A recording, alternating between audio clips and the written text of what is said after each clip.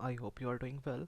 And in last lecture, we have discussed about different type of GUIs, that is your graphical user interface components of MATLAB, in which we discussed about current folder, command window, and workspace.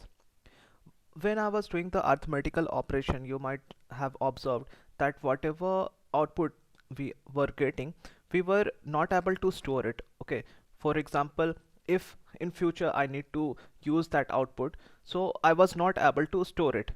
Like uh, I need to call that output value, whatever value we were getting, I need to call it. So I was not able to do it. So in order to be able to do that, so that we whatever output we were getting, we can use it in future, we use the concept of variable. What variable is it? You can understood it like it is a data container.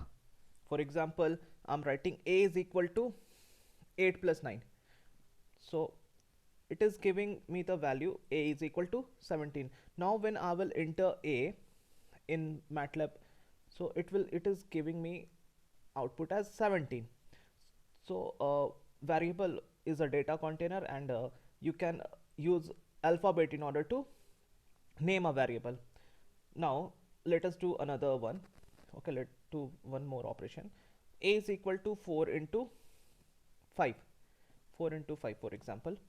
Now it is giving a is equal to 20, and now when I'm entering a, so the MATLAB is giving me 20 as output. So you can see that whatever value we were using before, it has been overwritten. Okay, so in order to store some new arithmetical operation, for example, now the value of a is 20. Now I need to store that 6 plus 3. I need to use this data 6 plus 3. So I will assign it a different variable, that is b is equal to 6 plus 3, and it is giving me 9.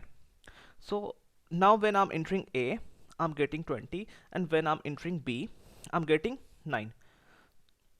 So now you might have understood that the thing is, for different outputs we need to assign a different variable, so that we can call it whenever we want.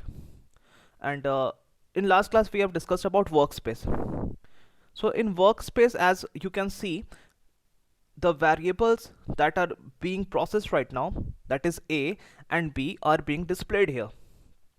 Now there are certain commands, some basic commands that we use frequently. So one of those command is whos.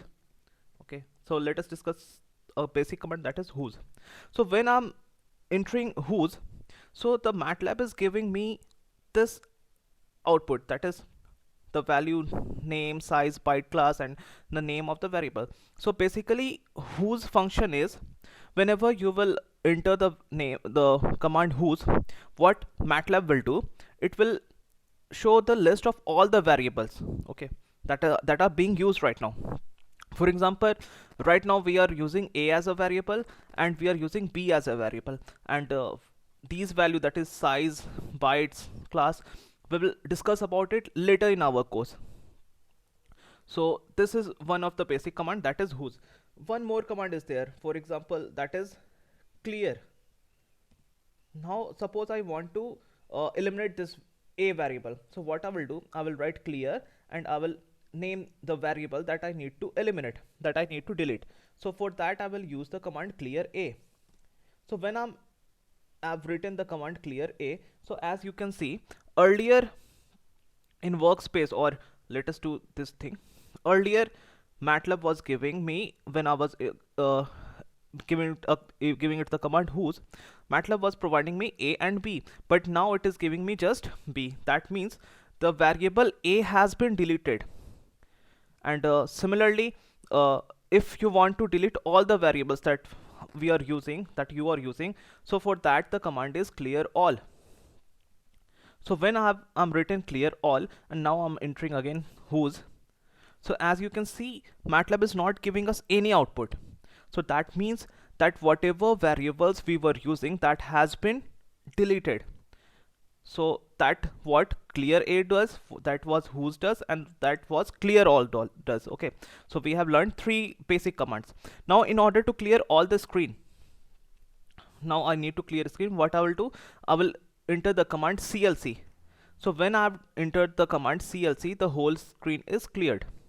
There is one more thing I would like to discuss. For example, whatever command I've given to the input, so to the MATLAB, that you can see using, if your cursor is at this place where this arrow is, so, and you will push the up arrow. In that case, you can see that MATLAB is showing us different kind of codes or different kind of command that we have given to the MATLAB.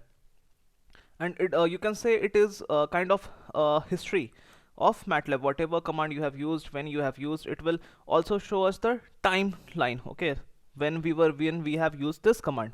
So this is what this up arrow does. Okay, so in today's class we have discussed about basic commands, whose, clear all, clear a certain variable, and how to see the history. In next class we will discuss some basic operations of MATLAB as well. Okay, so till then, take care, and God bless you all.